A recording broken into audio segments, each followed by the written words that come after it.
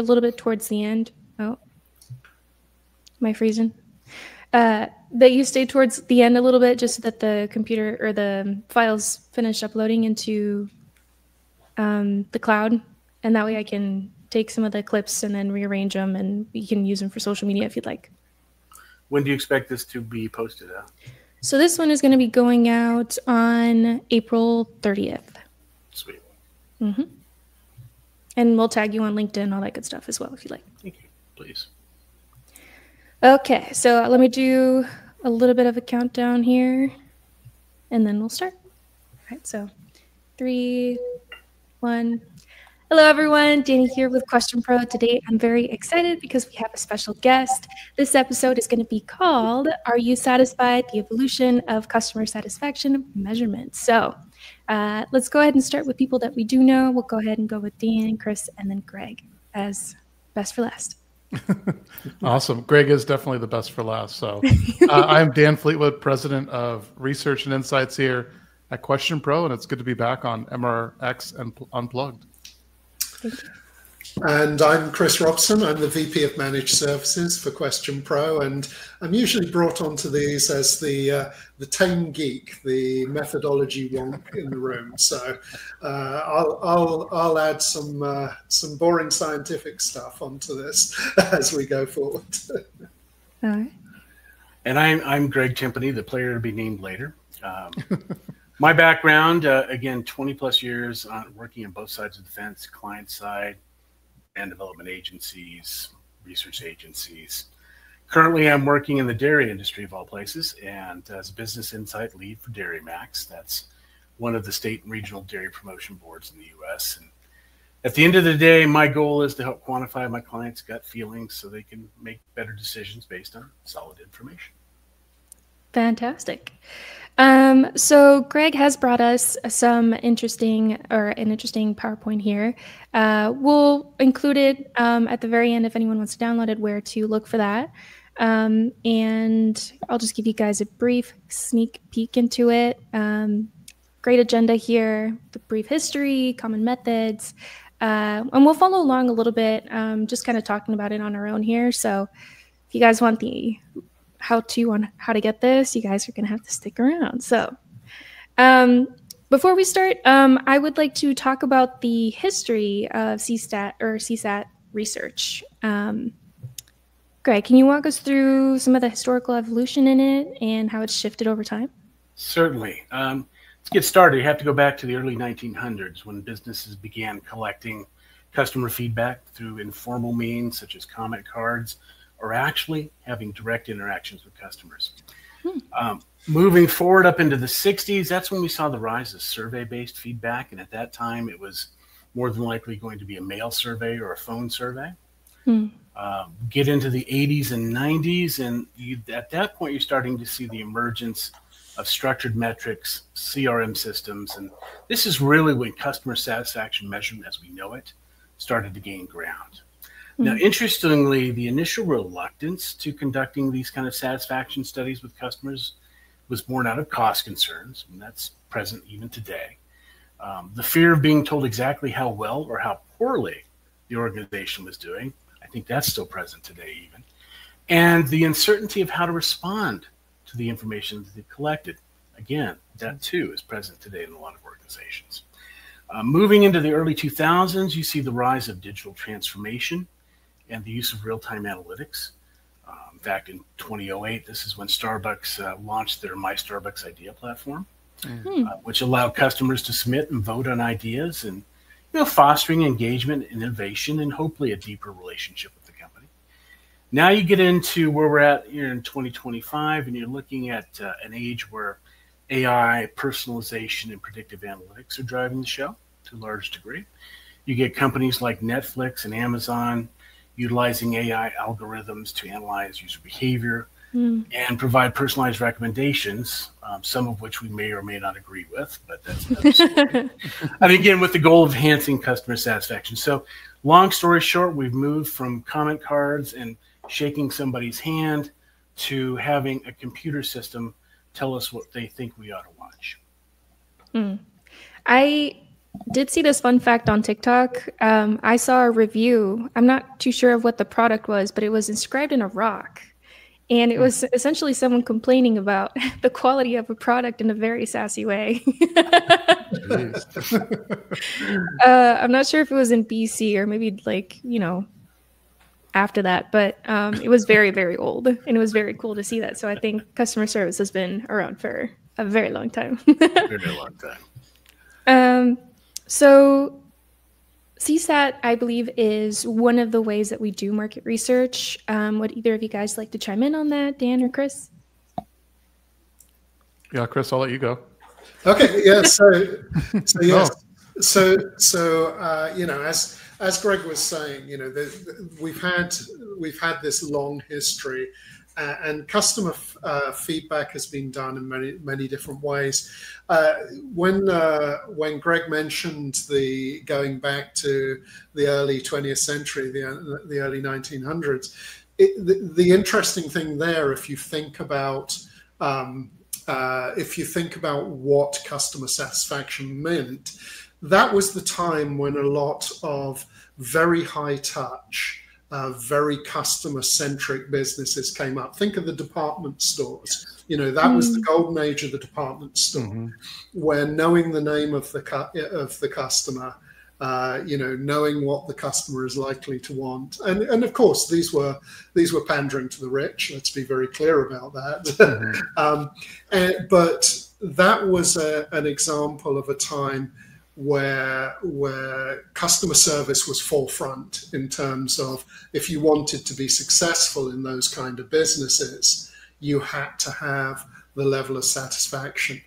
And I think what's happened is, since then, it's gone in waves, in the sense that sometimes sometimes price and utility is king, and it's, I don't care, I'll go on Temu and I'll get lousy customer service, but I'll get this junk for cheap. That's there are definitely these things where we see waves. Take the airline industry.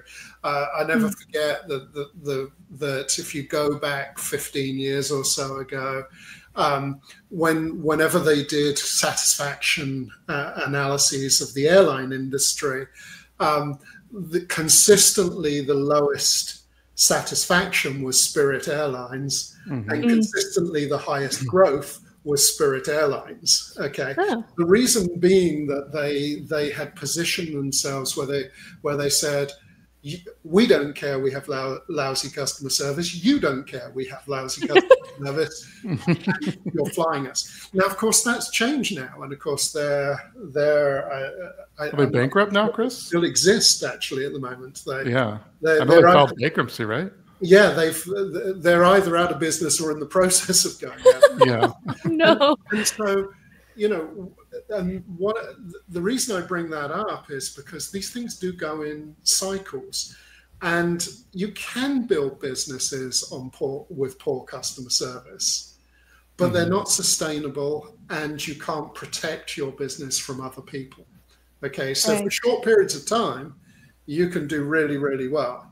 And so I think what's happened is that businesses that want to have a level of sustainability have realized they need to understand not only what the satisfaction is, but to Greg's point, how do you interpret that? How do you change your behavior? How do you do things that actually actively encourage satisfaction? And it's not just satisfaction. It has to be have something to do with behavior as well. There has to be a behavioral element of this. Having a lot of satisfied customers who will never spend another dollar with you in their lives doesn't really help you. Lifetime product or something. So it really is. It does seem to go in cycles. I think we're very much at a point now where it's becoming more important again to both understand satisfaction and to know how to drive satisfaction. But yeah, things change and things have changed. But I think for sustainability's sake, people want to understand how can we increase the satisfaction of our customers and how can we increase profitable behavior amongst our customers as well. And those two really have to go hand in hand. Yeah, especially with the day and age of TikTok and more user-created content where anyone can kind of just give a bad review. And if you're a small company, that could really ding you. Yeah. Especially if they're known as a reliable source. They create their platforms based off of, them being authentic and, all that good stuff. And that, just to follow on from that, that's something that I think, probably about 6 or 7 years ago, companies started to realize is that brand and reputation are not necessarily the same thing. You can have a very strong brand and a poor reputation. Without naming any cable companies, that's where you do have that situation with some where it's strong brand and poor reputation. And as you say, in the TikTok age, reputation actually for a restaurant is more important than brand. So all those clicks matter now. Speaking of, let's talk about some of the methods that we could use for this. So like pros, cons, misconceptions. There are things like NPS, which I believe Crystal is not here to say that she does not quite like that. Was it that one that she doesn't like? That's one of them, yeah. Likert scales, all that good stuff. So what do you guys think researchers often get wrong about NPS, though? Let's defend it a little bit. It's simple. Yeah. It's so simple that even a CEO can understand it and use it to talk to their shareholder calls and analyst calls and all that. So it's simplicity is the one thing you like about it. However, if you're grounded in any kind of background in research methods and statistics, you'll quickly realize that a single item measure like NPS, which is one question, although simple, it's going to be less reliable and valid over time. And two, the thing that I think I like the least about it, again, I like its simplicity, but the fact is, as it is standardized, there's no diagnostic information unless you use directed follow-up questions. When I say directed, I mean, questions specific for the detractors, something different for the passives, and something different for the promoters. I wouldn't recommend asking them all the same question. I would do some structuring. Right. So. Yeah, I would agree with you, Greg. I think one of the biggest things that I've noticed and that I've heard, there's a lot of argument on NPS, which I think is great. It's fun to, view on LinkedIn and just see what both sides of the fence. But I do think people use it as a diagnostic tool, like you were mentioning, Greg, and it's certainly not that. It's like a certain measure in time. And I think you can misinterpret detractors pretty easily, right? Just because you're a detractor doesn't necessarily mean you're at risk of churning or never buying from that company again. On the flip side, just because you're a promoter doesn't mean that you're a staunch advocate of the brand either. So I think that's where people get it wrong. I think it's a good measure. It's definitely good for boardrooms and certain measurement amongst teams and so forth. But yeah, I think there's some issues with it, and just knowing those before you use it, I think, is a big key. True, and I think you can. There's a couple ways around it. You can use the Secure Customer Index, which incorporates NPS, overall satisfaction, and likelihood of continuing doing business with. I mean, we've all heard about a resort, for example, that gets a very high NPS score, but if it's your one and done trip there in your lifetime, you're not going to go back. You may be extremely satisfied, but you may not be able to go back. So having those other measures like likelihood to continue doing business with kind of bolsters that. You still get the NPS, which your CEO can talk about, but you get these other measures as well. And some of the other things I've seen about it is the fact that NPS in particular tends to skew negatively. So it's a high likelihood, if you're basing all of your decisions on NPS, that you're actually overstating customer satisfaction. Because you tend to get a lot of top box responses with NPS, and even with Likert scaling as well to some degree. And what we can see, what Garver did in his 2024 Quirks article, he talked about that. He said, you'll have promoters that only felt the product or service was maybe good or average. Right. They're labeled a promoter. So it's definitely got some background issues that can be addressed, but I wouldn't take it at face value. Yeah, I think too, and then Chris, I know you have some opinions on this, so I definitely want to hear your thoughts. I think one thing that's interesting, and you kind of see this, it's almost like a meme on LinkedIn or other places, like, how would you recommend this, server or whatever it might be? And then people, I always see, like, you need to understand, we don't go around recommending servers to people, right? So I think that's a big thing too, right? Like, maybe you recommend like your iPhone or a TV you just bought, but I don't know. Most of the time, I don't go around recommending products unless someone asks me, like, "Hey, what do you recommend?" So it's not like I'm shouting from the rooftops just because I like this particular brand, So, yeah, Chris, what are your thoughts? Well, I mean, very, very similar. And, I think that, what Greg said about it's great for the CEO, I do think that is the primary value of NPS, is that it gives stakeholders something that they have in common that they can understand. And as how did you describe it, Greg? It's so simple a CEO can understand it, and there's definitely an element of that. I think for me, from a methodology perspective, one of the reasons that I don't love it as a sole measure, it's a fine measure, but it hides a lot of things. And statisticians use the term a measure of central tendency, and NPS is actually a measure of central tendency. It's a way of boiling down a selection of numbers and actually boiling them down to one number, just like a mean or a mode or a median. Those are all measures of central tendency, and they all have the same problem. Okay, and that is that they don't take into account the distribution. And so, for instance, imagine two businesses, and if you have one business where 50% of the customers said 10, yes, I would recommend, and 50% of the customers said 0, no, I wouldn't recommend. Okay, and compare that business to another business where every single customer gives them a 7. Okay? Those will both have an NPS of 0.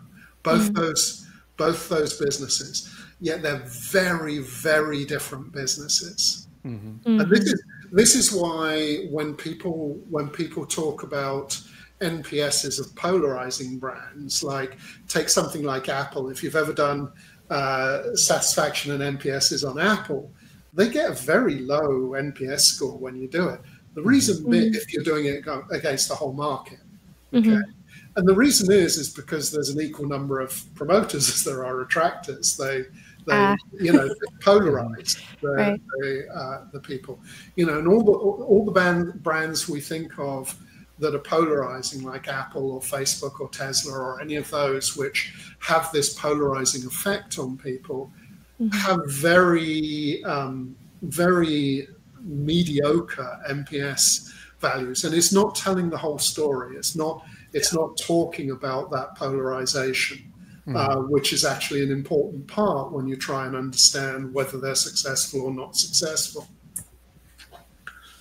So there are different methodologies here, and I feel like I may be doing a disservice for anyone that we like to have a mix in our audience of people that are super technical and some people that are maybe trying to learn about this.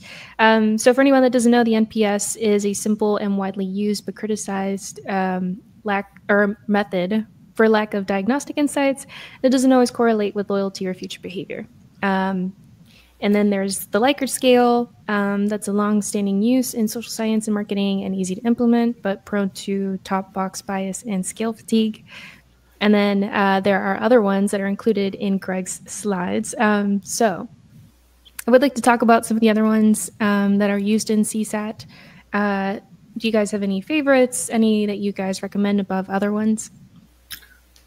I like to jump in here real quick and say, to Chris's point, one of the key things that, when you're talking about what makes a good measurement, a good scale, if you will, you've got really 3 metrics that you want to look at, particularly as it relates to customer satisfaction.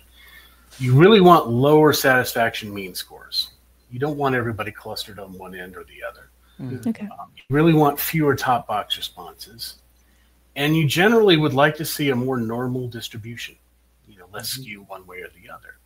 That way, if you're trying to model that, you've got data that you can work with. Mm-hmm. And a couple of the scales that I've really become quite a big fan of, the best ever scale and the stated improvement scales, both have lower mean scores when compared to Net Promoter or any of the ASCII subscales. They have lower skewness, so they're not shifted one way or the other, and they have dramatically lower top box percentages. Again, so you're not getting people clumped over in one corner. You're actually getting more of a distribution of response. So just my 2 cents on those. Yeah, I know, Chris, you have a good name for this, right? It's the 3.7 problem. Yeah, the 3.7 problem. I like it. Yes, we call it the 3.7 problem, and that's when if you've got a 1 to 5 scale and you ask somebody anything on a 1 to 5 scale, like, how satisfied are you? I guarantee you that your mean results will hover around 3.7 forever. Some people call it the wiggly line problem, where you've just got a little wiggly line, and it's not actionable. It's not diagnostic. It doesn't really tell you anything. So I agree with Greg in that one of the things that I think is very important is to not ask what I call a free question, okay? And what I mean by that, the question should cost you something to answer. So the best experience question costs you something to answer, because you've got to say, how does it compare with the other experiences I've had, or whereas if you just say something like, are you satisfied? 1 to 5. Yeah, I suppose. There's a cost to that.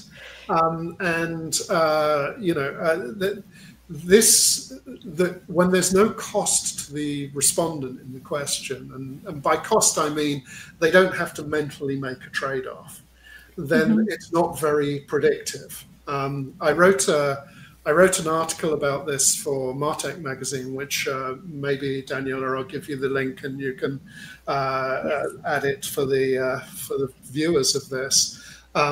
Which actually talks about exactly this problem, because the best example of this I've got is I inherited this study for a hospital, and one of the questions was on a scale of 0 to 10 or 1 to 10, how important is compassionate healthcare to you? Yeah. Well, there's no reason I wouldn't say 10. Right. Question. How important is it that the hospital has the best technology? Is it 1 to 10? I mean, it's 10. I mean, there is no other reason. Anybody who doesn't answer 10 to those 2 questions is lying. And the reason is that's what I call a free question. There's no trade-off. Whereas if you ask the question, is a compassionate medical team more important to you than having the best technology? Oh, then that's a trade-off. It's like, do I want to feel comfortable with the team, or do I think that my outcomes are going to be better with the best technology? That's going to separate people. Okay. And so, and this is, this is one of the things that I think is really important. The problem with some, are you satisfied questions are that they don't really have a trade-off involved in them. There have been approaches around this. The Kano approach was to to talk against expectations. Did it exceed your expectations, or was it less than your expectations? That actually adds to this layer, which actually does, in the same way you were talking about, Greg, about bringing the averages down and making it more centered. But of course, you also have to find out what were the expectations. Did you go, being very, very satisfied but having very, very low expectations means they probably didn't perform that well, which is what Spirit Airlines did. Right. So, Chris, your compassion or technology, I can't help but thinking is maybe they're compassionate when the technology doesn't work, right? So they're like, we're very sorry. We could have done better if we had the right technology. Exactly. Exactly. This is the thing. We did actually, that's basically what we did do when we reran that. And that became one of the questions on the core segmentation for the hospital. It was a very powerful question. That one question, Right. So. Well, that's interesting, Chris, because what happens is, to the questions that you initially talked about, those are no longer variables. They're static. Right. And by definition, a variable, you would expect the numbers to vary periodically. Yeah. Everybody should be a 10 on that. Yeah. Well, a couple of scales that I've really gotten involved with as of late came out of an interesting article, Quirk's article, I think in 2024. It's Tale of Two Scales, basically, and you have the best ever scale. And this goes back to what you were saying, Chris, as well. You have basically a 9-point scale that anchors on one end with it was the worst ever, the worst product, or the worst service ever. And then the other end, it was the best ever. And in between, you get a measure of how does it compare to an average product. So, I mean, there's a cost there, and the respondent really has to think about that. And I think, well, I believe strongly that when a respondent has to think about something, they're more likely going to be truthful about it, put some serious thought into it. Following that up with the stated improvement scale, and this is basically a 5-point scale that goes from no improvement needed, that's your best score, a 1, believe it or not, up to a 5, which is major improvement needed. And you do this over a series of attributes: pricing, product selection, customer service, and so forth.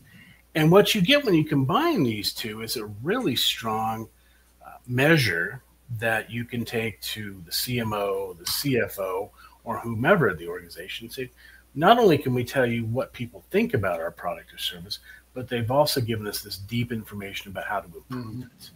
And it's, if you say 80% of your core customers saying you need major improvement in a particular area, well, that's a hell of a lot better than the 3.72 that you get on a Likert scale. So it's more actionable, it's easy to interpret, and it just really hones in on what customers think is most important. Right. I like that. Yeah. So from that, we can try and figure out how we can drive some action from the CSAT results. We're kind of touching on it lightly here, if I can speak. So how can research teams turn CSAT results into internal momentum for change? Be it a small business or maybe a bigger business. Anyone would like to chime in? I know two that I can think of are pair it with maybe some open-ended feedback just to get some of that, more rich data in terms of exactly what they're talking about. And then the other one I think is if you want to make it actionable, segment it out per different teams or regions or whatever, however the company is structured or whatever you're trying to measure. Those are two ways that I can think of, aside from obviously making the dashboards look good and actionable and things. But Sure. Those are some ways that I have. I don't know if, Greg, if you have some others that I'm sure you do. So just a couple here. Yeah. Okay. One of the trends that actually got started right around the turn of the century, 2000 in this case, was the combining of transactional and operational data with what we would call traditional market research data, qualitative, quantitative. Now you're starting to see that continue to evolve and expand as computing resources have become more available, widely available, and less expensive. And I think that's definitely an area that we need to go into enhance actionability, is to be able to say, hey, I've got 1,000 respondents that are all customers, and I can also tell you which of those customers, based on our transactional data, is considered profitable, or which one is a new customer. And you start breaking it down by those key classifications that you have in your customer database. And then immediately you've got target groups for your direct marketing efforts that you can focus on. And you can speak to their level of satisfaction. You can speak to the fact that, hey, we heard you. We heard you say that we needed to improve our product variability or product selection. Here's what we've done. So again, it's tying that, kind of closing the loop and telling the customers that you heard them and this is what you're planning to do about it. I feel like that tends to get lost sometimes with companies. They always ask for your feedback, but you never really see what comes out of it at the very end of the day, because you get 50 surveys in your email, but you never really see that one email that's like, hey, we listened to you. These are the changes that we made. Yeah, that's critical. You've got to not only let the customers know, but one of the things we see in the customer sat business is that your employees are just as important as the customers in making this whole process work effectively. So, I mean, from a management perspective, you've got to make sure your employees understand what's going on, what these programs are, how they could benefit from them, not use it as a weapon, but use it as a tool to kind of make things run more effectively and efficiently, both internally and externally with your customers. Yeah, absolutely. And I think that, you know, just to add on top of that, one of the things I would say is trying to understand the whole notion of what drives what, in the sense of, you know, so, you know, if you take something like as simple as an NPS study, and maybe you've got an NPS study and an open end, as Dan was suggesting there, you know, you can look at the open end and say, what are people doing? You can break it down. You can say, what do promoters talk about when they talk about us and our products and our services?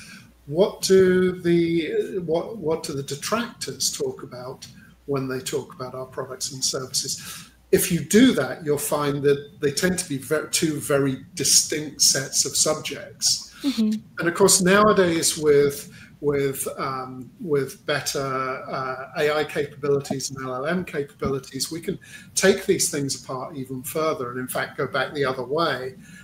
This is something that ever since BERT came out, which was one of the early language models back in 2018, 2019, if you use BERT to analyze open ends, you can actually build a highly predictive model of NPS. You can say, people who talk about these subjects tend to fall in this group. And so starting to get a little bit more sophisticated as to what drives what, whether it be in more traditional ways through KDA, key driver analysis, where you look at what ratings drive the outcomes, or with more modern techniques, you know, using open ends, using open text, maybe using theming, and then saying, when somebody talks about this theme, what can we know about this person? You know, so I would say that just taking things apart a little bit further. You know, so not just saying this is how our NPS is doing, this is how our CSAT's doing, whatever, you know, instead say, what out of these, if we split these up, how are these different? Or going the other direction, what is predictive of a good satisfaction? My question to you guys is, AI is starting to play a huge role in a lot of the analysis for open-ended questions. Maybe this is a little bit out of the box, but have you guys ever found that there are different personalities from the AI that could potentially maybe sort of distinguish things into like a promoter versus a detractor? Like, I'm not sure if like OpenAI, if the database that it was fed into it was maybe like American based versus like British based kind of language. Do you find that maybe you have to be careful about which kind of AI interpreters, if you will, you have to pick? Yeah, the thing, so this kind of starts to get us into the whole notion of synthetic personas, which we're actually doing quite a lot of work on. The thing about synthetic personas is that what makes them really powerful is when you can build on real data. So one of the things you can do is build a synthetic persona out of either a customer segment or a small number of customer responses to something, and then go back and ask more about that. So, you know, so basically do a little bit of role play with a persona. You don't want to do it just with ChatGPT in its raw form, but you can bring data to it and do that. So those are definitely areas, you know, one of the things I've done quite a lot of is personas around segments that clients can then actually work with. And so, and in much the same way, you know, our segment personas have always been made up. Let's be very clear about that. You know, the PowerPoint slide with this is ideal person. The ideal person.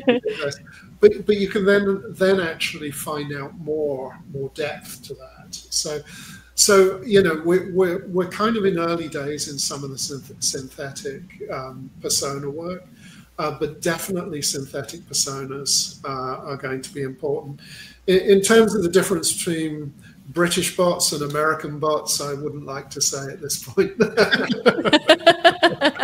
Well, you know, when it comes to AI, and you know, the truth that you hit on this earlier, Daniel, is that you have to put your eyes on it. You cannot fully trust it, because there's, at least in the business space that we all live in, there's no reason to accept fully at face value what an AI has told you without putting some eyes on it. Because you know, the AI hasn't worked in the space for as long as we all have collectively, and it just I feel really kind of exposed, if you will, by just fully trusting something that I haven't put my eyes on. So you really have to take whatever the AI has given you and make sure it aligns with the truth as you know it.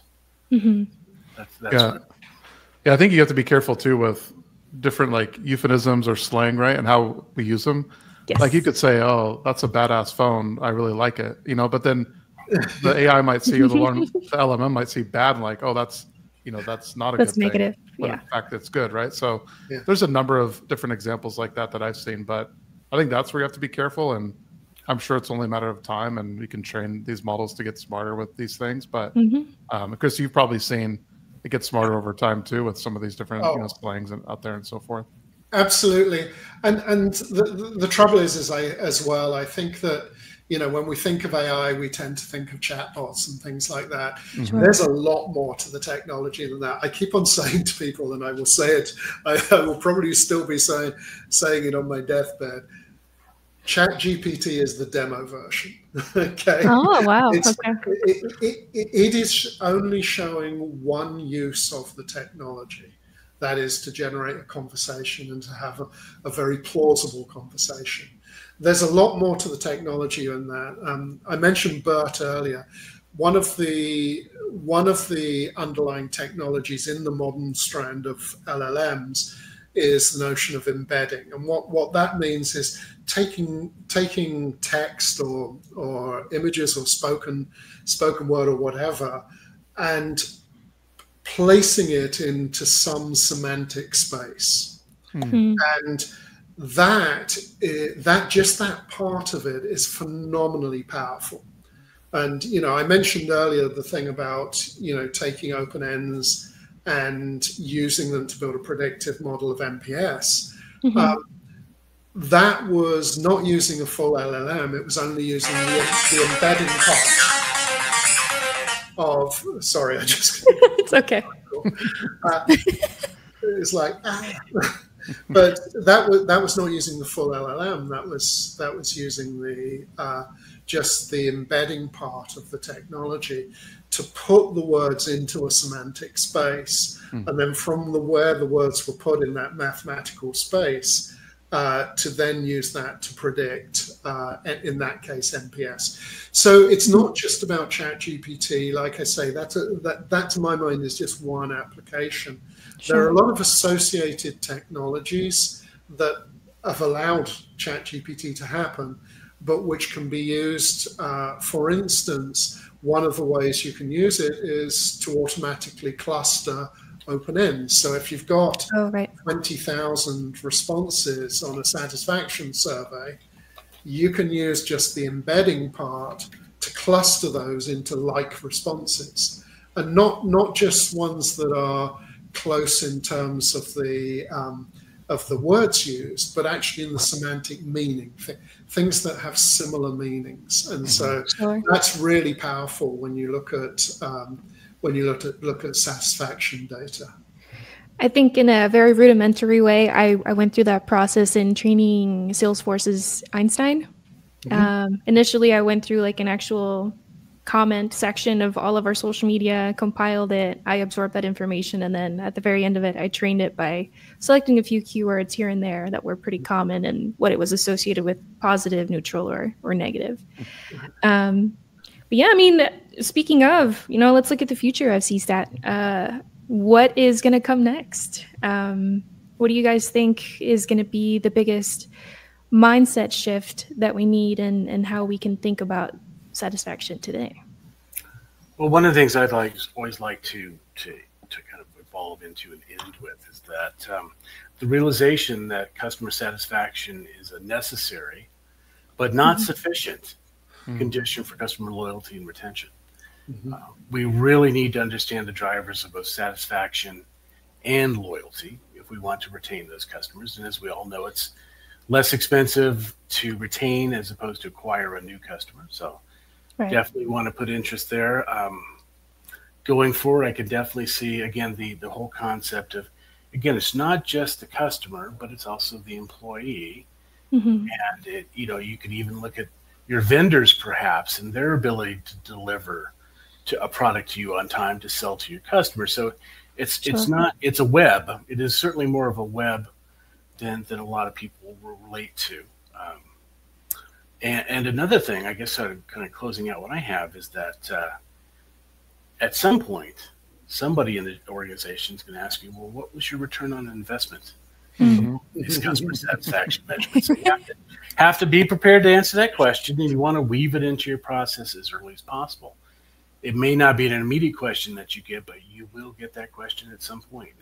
And from a pitfall perspective, organizations that or teams within an organization that can't answer that question quickly see their programs go away and money shift to other places. So you could have built up a great satisfaction program, but if you're not able to show how that has improved market share, bottom line, or whatever measure you're measuring against, then it's going to be a difficult sell to continue. Don't you think it needs to get even more predictive, right? In terms of not just the number, like the customer sat score, but like predictive of like, am I truly a detractor? Am I truly a promoter? What did I pattern, or there's a pattern of my behavior that is going to predict that I'm either going to buy this or not buy it. And I think it'll get even smarter around that, especially with, Chris scares me on a daily basis with everything that is behind the scenes with some of these models and so forth. So I can see it getting even more predictive, I think is where I would say it's probably going. Yeah, that's a direction you have to tie in. It's we can look at the past only so much, but we have to be able to take all that information we've gained, again, customer satisfaction data, transactional data, operational data, and point that forward and see where it's going to go, what can be predictive of success and however we define success. Right. All right. Chris, any notes? No, I mean, I think I'd definitely echo what was said, certainly on the predictive side. I think we'll also see more and more companies closing the loop in one way or another. Greg mentioned the thing about external data and transactional data. I've done a lot of work with loyalty programs, and what's wonderful about loyalty programs is it's not just about the satisfaction, it's about the whole loop, because you have visibility into everything that people are doing with the company when you put that in. So I do think that definitely as we go forward, the technology is going to become more important, especially in terms of how we work with text, open-ended responses and requests and things like that.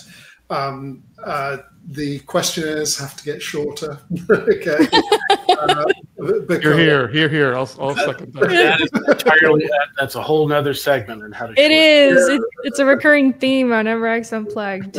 Short questions. Make sure the stakeholders like the pretty. And that means more analytics, so it's keeping me in a job. And like I say, more closed loop. I think that finding those ways, to Greg's point about if you're gonna be asked about ROI, you want to be part of the whole loop, not just a little monitoring station off on the side. Sure. This is All right. I'm looking at my email that just came in. I got a satisfaction study from AAA. Just Very relevant. All right. Well, that I think concludes this episode. I hope anyone watching was able to learn a little bit from this, and that you guys take advantage of both the article and the presentation that Greg has created. If you guys would like to even maybe look at a template of how you should present this pretty information, because we all know stakeholders are the ones that all this information is going to go to towards the end, you can check that out as well. But yeah, any last morsels that you guys would like to give out to anyone watching? No? All right. Good one. Good one. We said it all. All right, then. Well, then, as everyone knows, people watching towards the end are my favorite people, but you only know that if you watch at the end. And I'll see you guys in the next one. Thank you, everybody. All right. See you, everyone. Thanks.